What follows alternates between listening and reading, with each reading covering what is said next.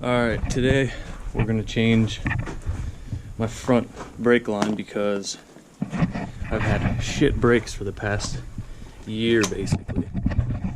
Pull them in, it's just really mushy and soft, and you can see the brake lever comes all the way to the handle and it barely grabs, like you can't hardly lock it up at all. Not that you really want to, but it kind of comes in handy to have front brakes when you're doing hill climbs and stuff.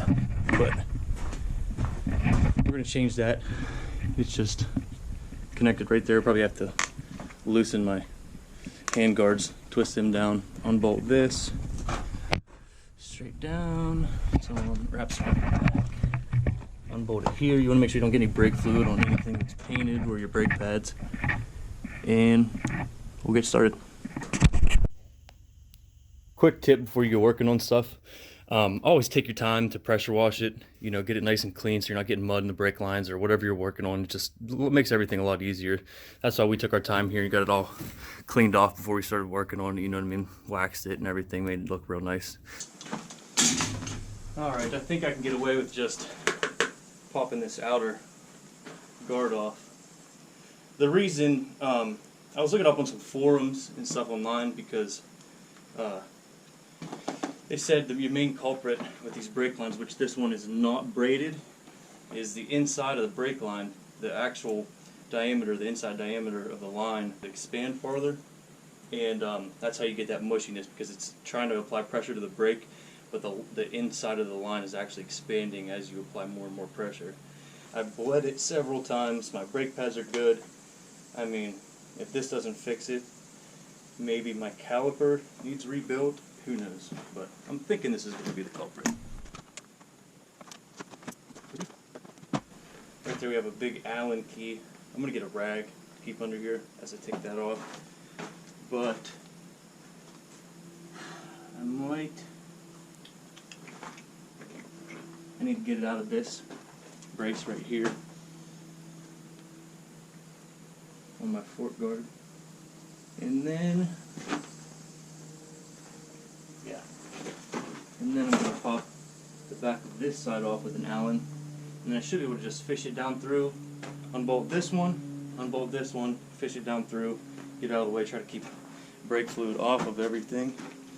So let's see what size that takes.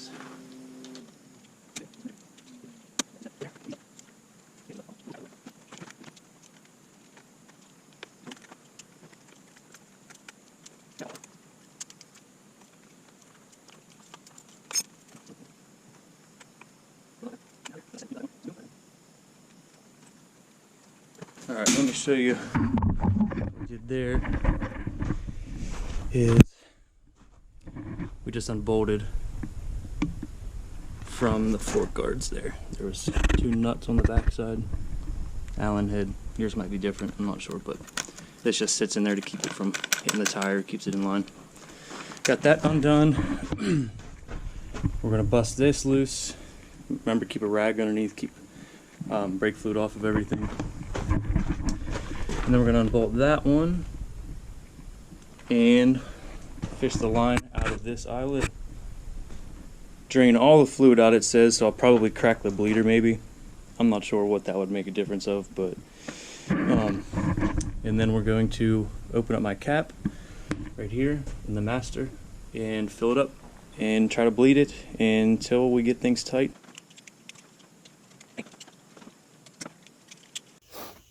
This bike, most bikes usually take .4 brake fluid, and they don't take that much at all. You know, the whole system doesn't use that much, so I've had this for years now, honestly.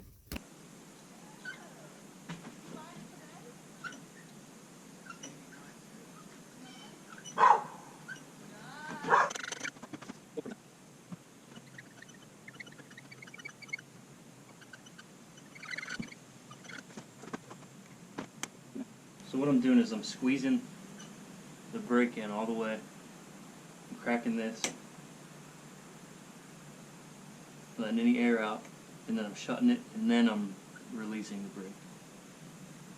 Squeezing the brake, crack the bleeder, shut the bleeder, release the brake.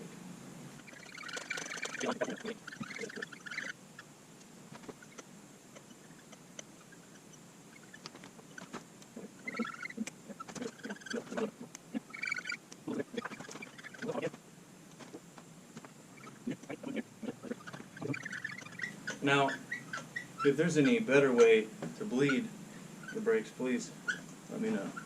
But this is how I've always known to do it. Big burps. I seem to be getting a bunch. Pushing it in, then just slot back. Pushing it in. Just gonna go until I don't get any bubbles, I guess. Got the old reducer on there. Do 12 to 15 pounds for aluminum, 15 to 17 pounds for steel.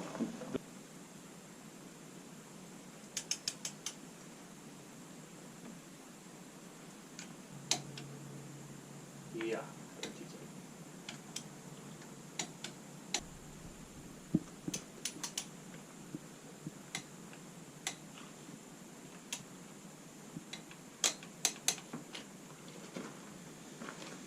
Alright.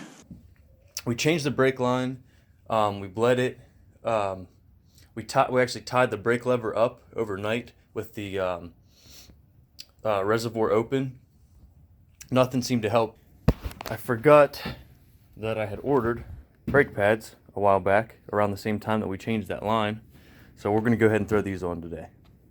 And the first thing we're going to do is I opened the reservoir there and follow that down. I already took this off. So what you see there is you have 2 bolts in the front right there, 10 millimeter, one on the side, 8 millimeter. So you're going to take that out, and it's going to have these washers behind it, spacers, and that bolts on right there, and your line's connected, but you shouldn't have to remove that for this. So now, if I remember correctly, we're going to take off these 2 bolts here, and that'll release the back of this caliper, and then we should be able to swap the pads out. So we'll be right back.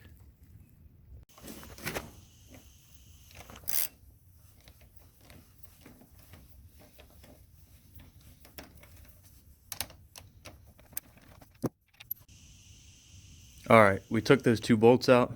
Now we should be able to just pull this caliper, slide it back and off.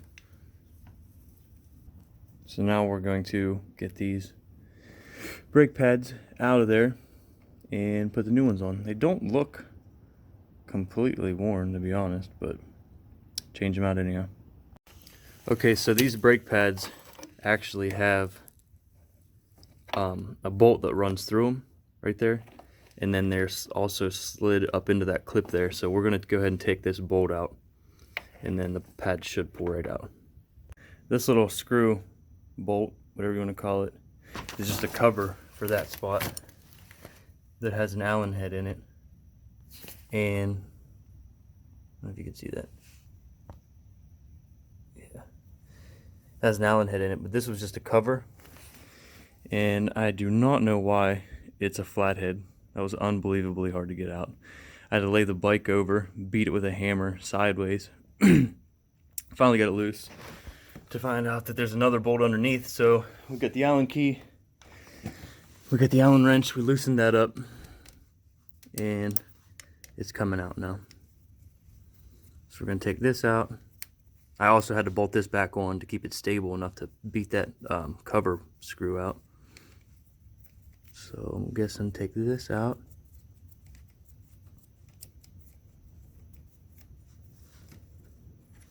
Right there, like a slider pin. Take that out next. Now take these back out.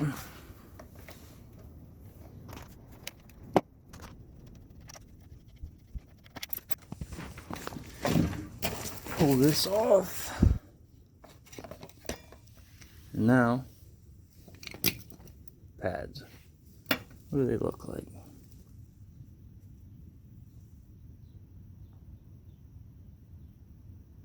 Still got some pad on them, but change them out, I guess.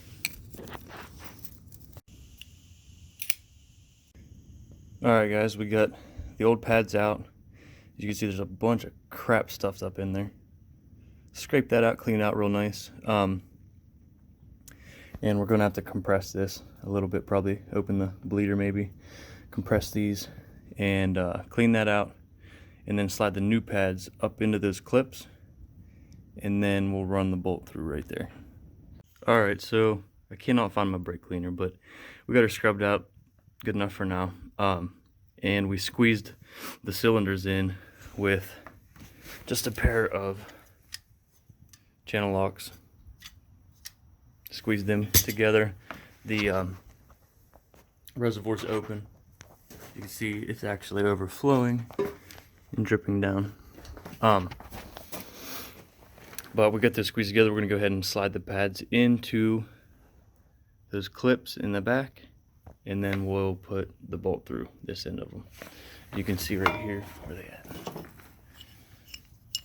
This end goes through into the clip, and the bolt goes through right there on both of them. We put a little bit of grease on this. Not a whole lot to where it's gonna like ooze out when it tightens up, but cleaned it up and put a little bit of grease on it before we put it in there. All right, so we have the new pads on. We just tightened up this Allen bolt here. We're gonna go ahead and put this cap back on that we took out. That was a pain in the ass. It'll probably never come out again. We're gonna tighten these up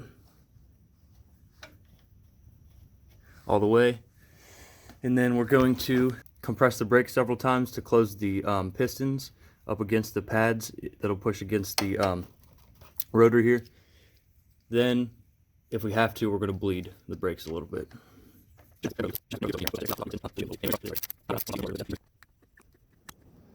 She's getting tight there. Fluid's down some.